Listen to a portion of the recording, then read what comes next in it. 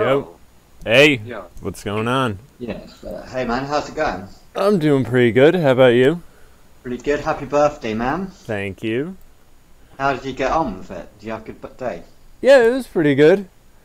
Yeah. I had some friends over Sunday night. We had a big meal and a week's worth of leftovers, and took the weekend off from work, which was nice. Nice. Yeah. Although now I'm back to work, and it's pure insanity at my overnight job. Well, yeah. I got myself a synthesizer and a vocoder for my birthday. Oh yeah, sure. Yeah, so that was my I could do it for synth. That was my little gift to myself. Nice. What's the vocoder like? It's pretty good. I haven't messed around with it too much yet, but I've been definitely annoying my niece and nephews by singing everything to them. Yeah, man. But yeah, things have been good. So I did some videos last night. I did 2 concerning Marvel Disney movies. I saw your Sharia Combat. And then oh yeah, that one, Sharia Combat. But then I also did one where I uploaded a video about Donald Trump's new immigrant thing, and I teased what I wanted to talk to you today about, which is I've come around to your way of seeing things, let's say. Well, Trump's a bit of a you already know. He cheated on his wife, for fuck's sake. Well, you know, I guess that's it's funny because I guess that's a good way to look at it. That's not funny, Jamie. Well, now I said in the video, here's what I'm willing to concede. I think domestically, he's sticking to what he was saying, basically, and I think even this new thing this week, I mean, this is his greatest move of all. This new immigrant plan of his is the most beautiful thing I've seen as far as within the left versus right paradigm of what's going on lately. Have you heard about it?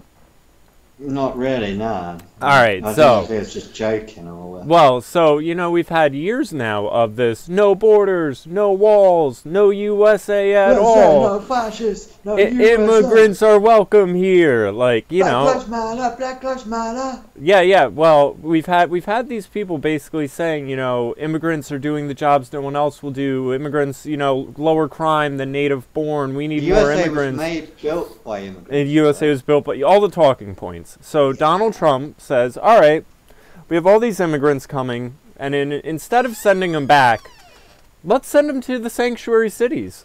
You guys set up these cities as sanctuaries. You keep talking about how great all of these immigrants are.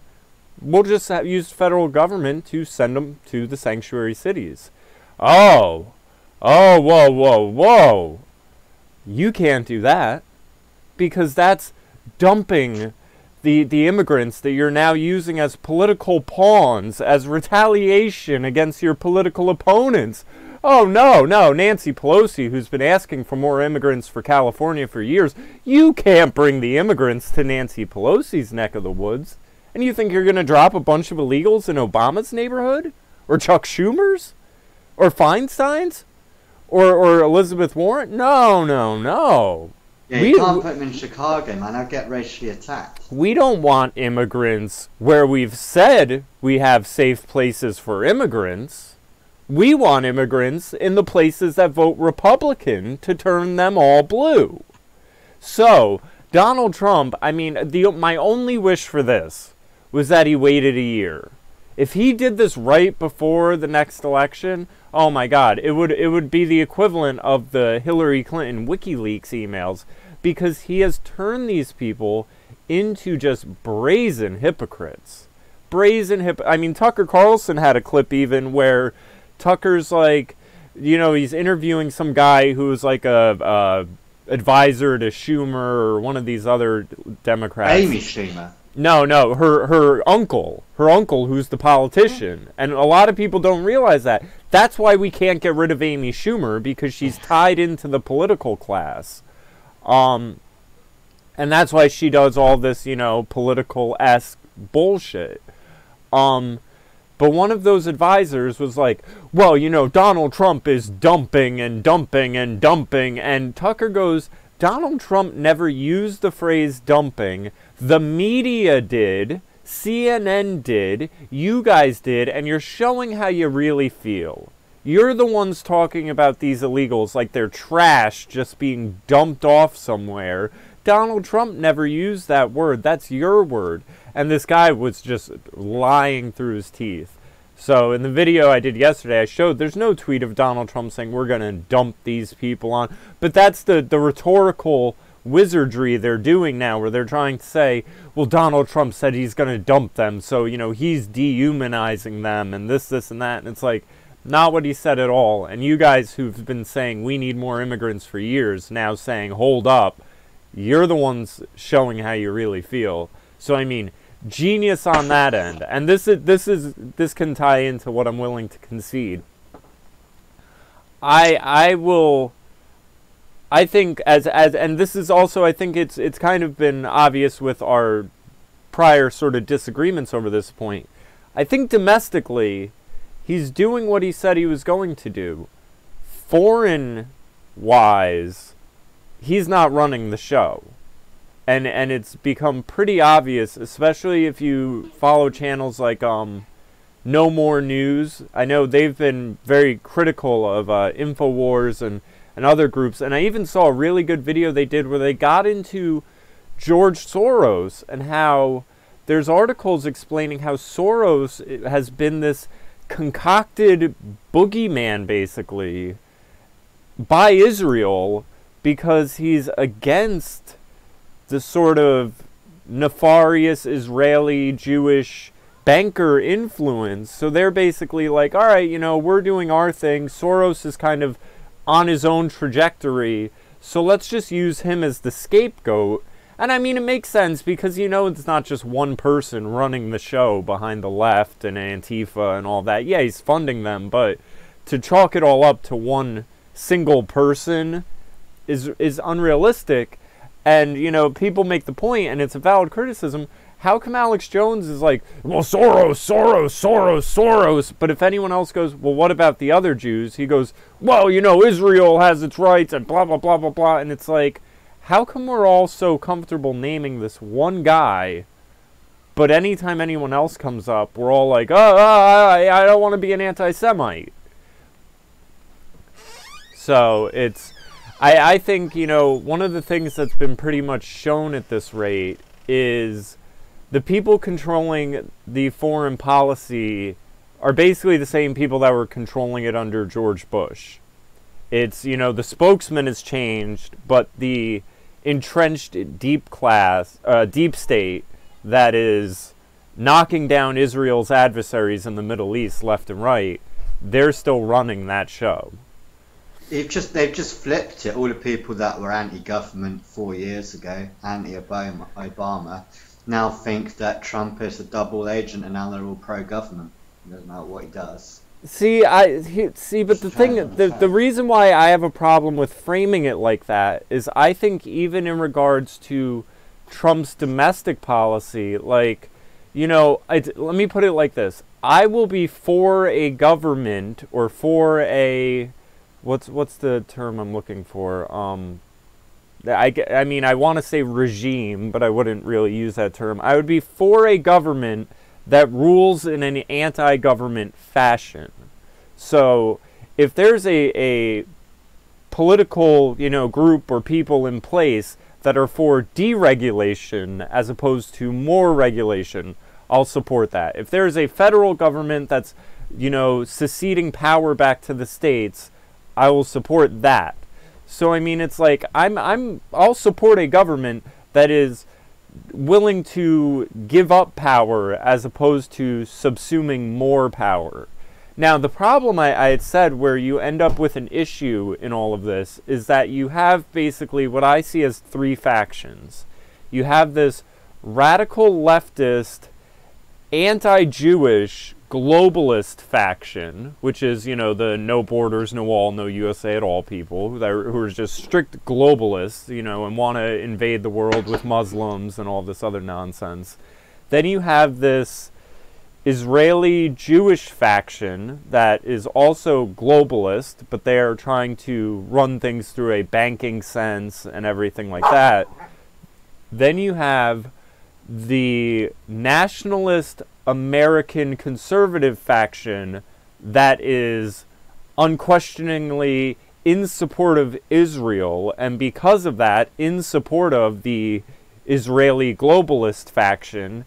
And people are saying, and there's, documents kind of showing this, that Israel is trying to position itself, especially with, like, the rebuilding of the temple and the moving of the embassy and all that. They've got to do it when they've got Trump in, because... Yeah.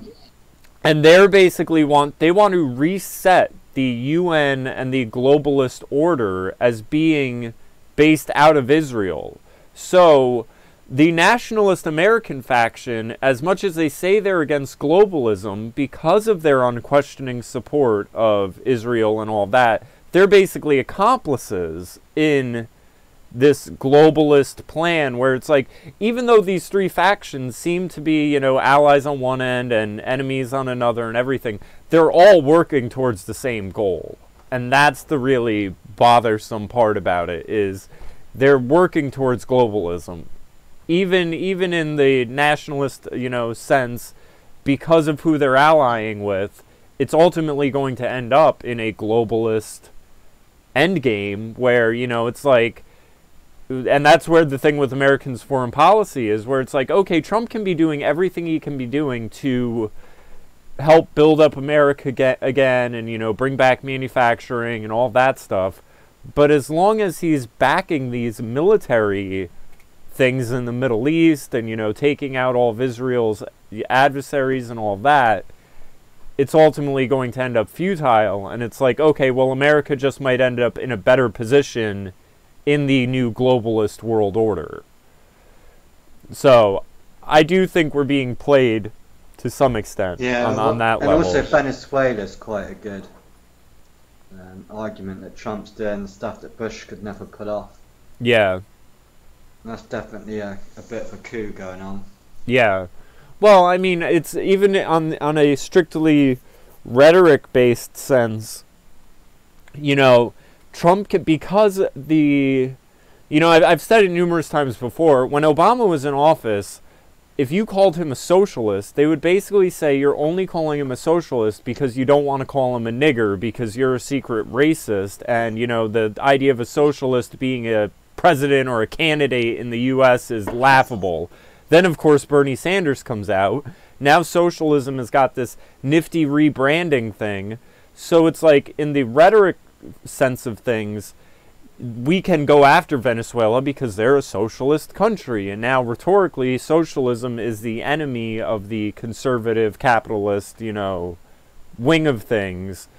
If that were to go on under Bush, I mean, people would just be asking, why are we invading and trying to launch another coup and all that? There would be more resistance to it.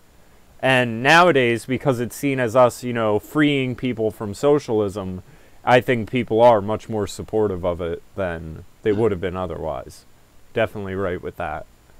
I mean, I got a massive bet, Ron. I bet with loads of people in London because Assange was building up. I was like, there's no way they're going to arrest Assange because too much media, and it wouldn't look good on the cameras, like dragging Assange out in front of all the cameras, because there's no back door to that embassy. Yeah. There's no side exit. They're going to do it in front of the world's press, and they're going to drag him out.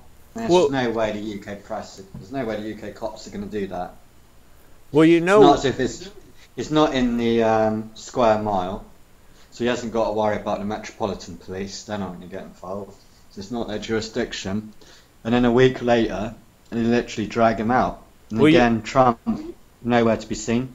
But you know why that is? Why they went after him, right? Because of this IMF loan to Ecuador and the hacking of the Ecuadorian Prime Minister. I don't think and that. I think the IMF, part of the IMF giving Ecuador the loan was you have to hand over Assange. Maybe, but I think there's a simpler explanation for it. What's the main narrative? What was the Russian narrative all along? Who is the who did the media claim was the intermediary between Roger Stone and the Russians, or Donald Trump and the Russians?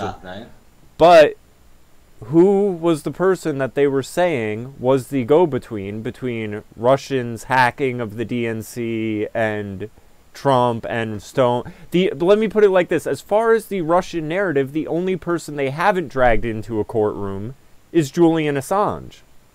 Because they were claiming all along that WikiLeaks, that Roger Stone had inside information from WikiLeaks, that the Russians had, and, you know, Donald Trump supported WikiLeaks releasing blah, blah. WikiLeaks is an integral part of the Russian collusion narrative, which just fell apart as far as Donald Trump's end is concerned.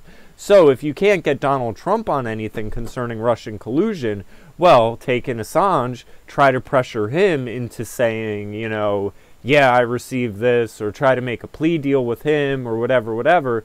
They're trying to salvage the Russian narrative.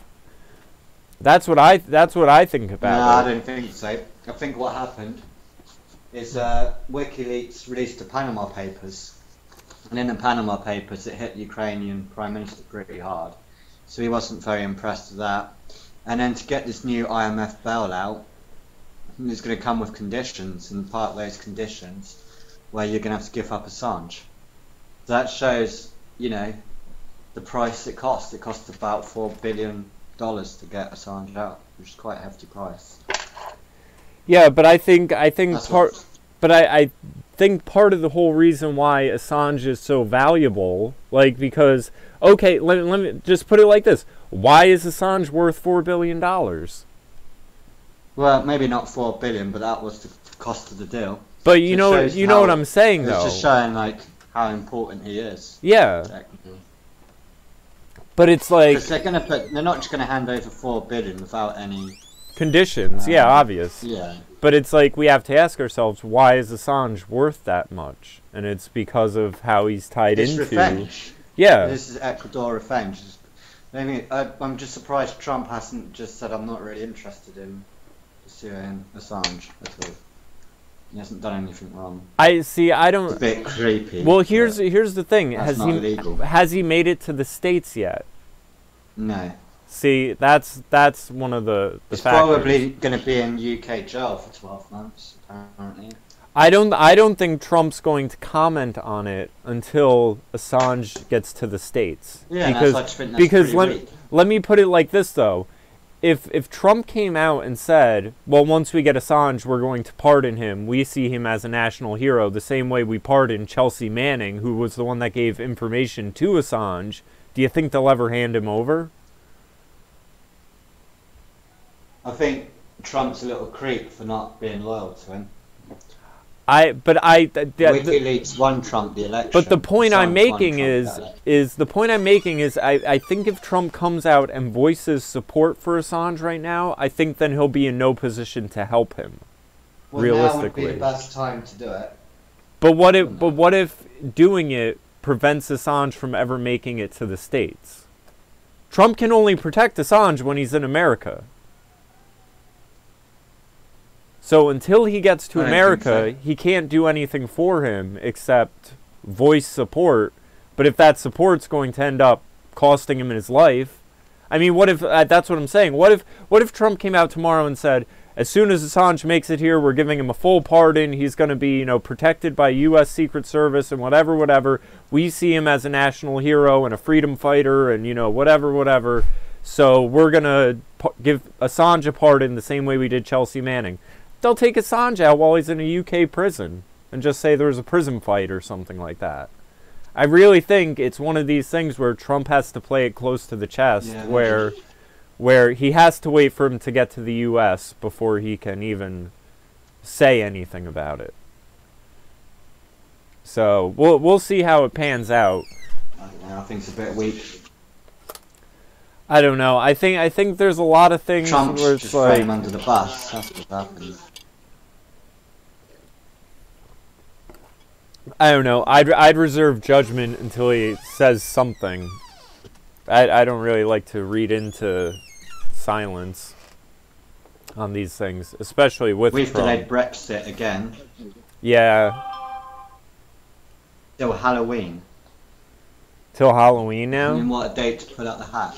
Yeah, right? Yeah, they stopped it till Halloween, yeah. You better watch out. You Alistair might have some Crowley sort stuff. of... Yeah, you might have some sort of terrorist attack or something. You want to hear a funny story? Let me get into some of the stuff I've had to deal with at work since you mentioned the wickedest man alive. So we've had this woman up at the house recently. Well, Alistair's dead, bro. Yeah. We've had this woman up at the house who claims she is a spiritual, energetic healer. And, you know, I to some extent take the biblical approach on some of these things. I think, you know, I believe that there's more going on in this reality than we're capable of processing. You know, basically the interdimensional demon elf worldview. So I think when there are people who try to interact on these levels, I think you're messing with domains in which you are not welcome. And, you know, so when people tell me they are interact with the light beings and the angels, and that, you know, the angels have brought them on their spaceship, and the spaceship looked like a hospital, and one of the actors from Friends was there, my number one impulse that I want to just say is, the devil masquerades as an angel of light. Satan is an angel of light. Like, so it never surprises me when these people who get into this, you know, new age, light being, chakra healing stuff, when their lives devolve into misery, because it inevitably does, because you are messing around with the domains in which you're not welcome. That's why the Bible is very strict about don't go into that area, because it may seem like fun, it may seem like you're doing good, but there's unintended consequences. So, this woman, one morning, after telling me about the angels and the spaceship and all that, she's like, I heard you talking on the phone to someone about guitars. You know, Mr. Jimmy Page. Like, and for some reason she speaks with this sort of, like, faux British accent, which is ridiculous. And just exudes every sign of schizophrenia imaginable. But she goes, Jimmy Page, when he would pick up a guitar, the divinity and the light would shine through him. And I'm just like, what are you talking about? Jimmy Page worships Satan. Like, he's said it outright. Like, he is a dark occultist. He purchased Aleister Crowley's house. Well, then it goes to, well, Mr. Crowley didn't know anything. He didn't know, you know, what he was talking about or whatever. And I said, listen, you can think that all you want, but the reality is, if there's one person who has a single reign over influencing the music of the last 100 years, basically, that is all mainstream, whether it be Michael Jackson, the Beatles, Jay-Z, Lady Gaga, whoever, it's Aleister Crowley. Aleister Crowley has had more influence on modern movies, music, and media than Jesus Christ. Like, it's just what it is. So then she's shocked that I'm saying this, and I'm like, let him learn to walk backwards, the moonwalk, reverse messages in music. And she says, well, these artists don't intentionally put reverse messages in music. It's the collective consciousness speaking through their subconscious. I said, what are you talking about? I intentionally put backwards messages in music. You think the Beatles were just singing We All Live in a Yellow Submarine because the collective subconscious felt so good about it? No, not buying it for a second. They've all talked about it. This isn't some whoopsie-daisy, you know, magical spiritual thing shining through them through the divine light. This is black magic, plain as day. So then, of course, it goes from Aleister Crowley knew nothing to, well, I've spent time with the soul of Mr. Crowley, and he was a good man, and the things they say about him aren't true. And I said, of course the things they say about him aren't true. He was British intelligence. He's a spy. He's a spook. Everything you've heard about him is the cover story, and he's actually an intelligence operative. And then it's, oh, whoa, what? It's like, don't try to bullshit me. Like, I don't care how crazy you are or not. Don't try to bullshit me. But then, of course, they just went into telling me about all the time they spent with the spirit of Leonardo da Vinci, and how da Vinci was commissioned by the government to do works of art, but he never finished them because he didn't want them to get into the wrong hands. And of course, I didn't want this conversation to continue any farther, but who am I to ask, oh, what would the Mona Lisa do in the wrong hands? Like, come the fuck on. We're talking about paintings here, not bombs. How much of a wrong hand scenario can go on with a sculpture or a painting? So, that's the insanity I've been dealing with at work lately. Yeah, well, I've got a new job, so I've Really? got to start maybe next month. What's this one doing? I was working in a bank. I'm a pretty shit. But I have to talk to people, which is good. Yeah.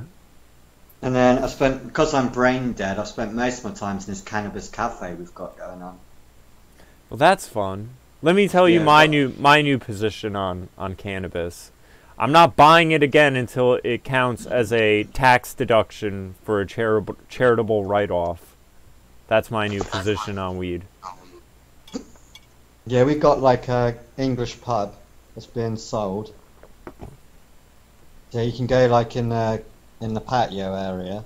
They've got like a sort of like outer building, which is quite big. And there's about 50 people in there, all smoking weed, all exchanging weeds, dealing. It's pretty cool, man. See, my you problem can do that is on Friday, Saturday night. Grab a beer. My problem is last week I bought a 40 for my birthday. It is all gone, and I've smoked none of it. And I haven't. Yeah. Well, the problem is I smoke so little, and I always just buy larger amounts than I need at the moment. So by the time I would even think about smoking it, I've had 2 to 3 to 4 people all come to me and be like, "Oh, hey, do you think I could just get a little bit of bud? You know, this, and that." And it's like, by the time I'm asked that enough, I end up with maybe 10% of what I buy, and it's like, this just isn't worth it. Why am I buying this just to give it away at a loss? And that's why I said I'll start buying weed again when I can write it off on my taxes as a charitable donation. Because other than that, there's no reason to have it, to just sit on it and slowly give it away to people. Well, that makes no sense. It's got so crazy at this cannabis cafe that I'm gonna have like a couple of days off, man. That's how bad it's been. Like, I've been hitting the edibles, the shatter, the wax, concentrates. It's been insane. We had a big event like last week where about 200 people must have come down. Fucking insane. Get Granny coming down because she's got like having an operation, and then they let her sleep upstairs when everyone gets her wrecked. That's funny. This pub's taking a massive risk. Like, you go in, buy your pint, give the barman a $5, he gives you the keys to go out back. Imagine if you got busted doing it. That's a giant risk, isn't it? Yeah. Although, I wonder, you know, sometimes there's ways to avoid different issues. Like, the one guy I had mentioned, remember in the one podcast I said I knew a 33rd degree Freemason who was like an FBI agent and all this other craziness too? He at one point opened, I guess you would call it like a private gentleman's club. That's what we've called it. Yeah. Private club, yeah. And it's like, as long as you're operating as a private club, and the way he did this was his establishment, everyone that was a member had a key to it. So they knew, you know, who was coming and going and stuff like that. And they even had it where at one point, you know, the cops were looking for one of the guys for something. And the guy had to tell him, listen, this is a private establishment, you know, unless you have a warrant, it's not a public place, so you can't just run up in here and look for him. You gotta wait for him to come out, like, because that's how we run this place. And it's, you know, it pretty much gives you a little bit of extra protection as far as what goes on in those walls, so that the cops just you gotta remember, this is like your local pub. Yeah. So it's already quite regulated. It's just like your local community pub. You go in there. So yeah, it's so cool, man. But the annoying thing is you got like 18-year-old kids doing like 3 or 4 grand a day in just a couple of hours in that place. Yeah. And you can get cash back at the bar if you debit or credit card. And then you get all your packaging. Everyone's doing all this weird packaging with the weed. You get all your edibles. That's like vaping products. Kind of makes me wonder how long it's going to last. You what? It makes me wonder how long it's going to last. Got to close it down next week. Nah. You think? Yeah, we've got a last party next week, and then that's going to be it. Got to find somewhere else.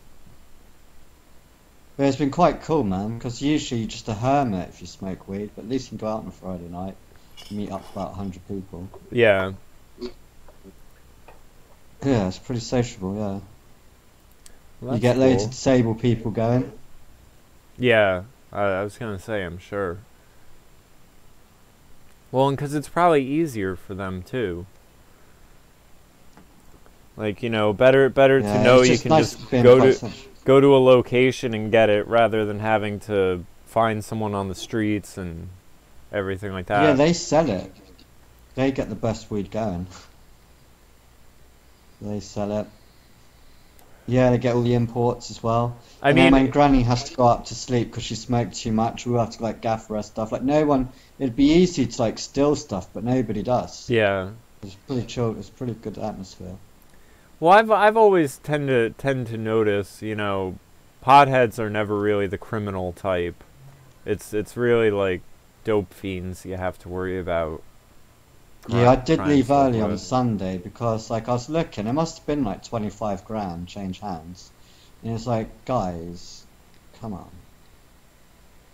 You got no security or nothing, man. Yeah, that's not good.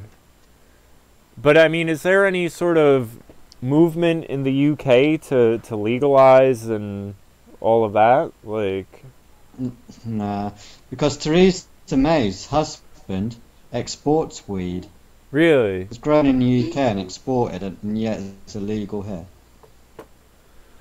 Because I mean, I didn't realize, you know, that there was like a push to legalize and all that. Yeah, the UK in Canada. is one of the big exporters of weed. Doesn't surprise me though, because I remember, even though it's different, I remember seeing a thing about the UK starting poppy fields to export opium, and I was like, well, that's sort of reversed from all of history. Like normally they're invading and colonizing places for opium, and now they're just like, let's just, you know, homegrown. Here we go. So, yeah, I've so overdone it on the pot recently. I can't wait to have a break. But it always cracks me up when people get like that. I've known other people who are like, there's a cloud in my brain and I can't think straight. I need a break from this. And it's like, all right. Yeah, well, it's good to appreciate it when you're doing it that much. Yeah. But yeah, other than you know, the thing I was saying about, I think it's hilarious that a pub landlord's taking that kind of risk. Yeah. Don't give a fuck attitude. Well, you know, sometimes it's what it takes to really sort of spark, you know, if if there were to be a movement to really push for it being, you know, legalized and everything like that. I think she's lost the pub, so it's just like, I might as well just rake in whatever money I can. Well, that's definitely a good point too. If they're closing down the pub and they're just trying to do a cash grab before the end. I always think it's funny. There was this bar in the city of Poughkeepsie. Now, it started as a gay bar, and then at some point, the hood sort of took it over, which I was in there maybe once or twice with, like, rapper friends of mine, and it's like, it was always really weird because it's like, you'd have a bunch of like gangsters and thugs in there, and it's like no one really noticed all the like homoerotic paintings on the walls, like from that they just never decided to paint over. But I mean, this place was like every other month having a shooting or a stabbing, or like someone's getting murdered in the parking lot or something. So it's like, I would have never have gone in there if I wasn't with the right crowd, basically. even though anytime I would go in there, I would always know like 15, 20 people, so I always would have been safe regardless. But at one point, it was like getting shut down just because the city was taking this no-nonsense approach, and they were trying to gentrify the area. So they're like, oh, well, if the blacks have a place to hang out and there's crime going on, we got to shut it down. And it's like the thing that no one ever realized was there's not many public gathering places where I live. And if you have two people that have a problem over a drug deal gone bad, over a cheating girlfriend, over any of the numerous issues that it could be, these places are just the first place they're running into each other. Like, if the first place they ran into each other was the local supermarket, you'd have a shootout in aisle 3. Like, it's just the fact of the matter. Like, it's just the place where people who have issues are running to each other. So, I mean, closing down these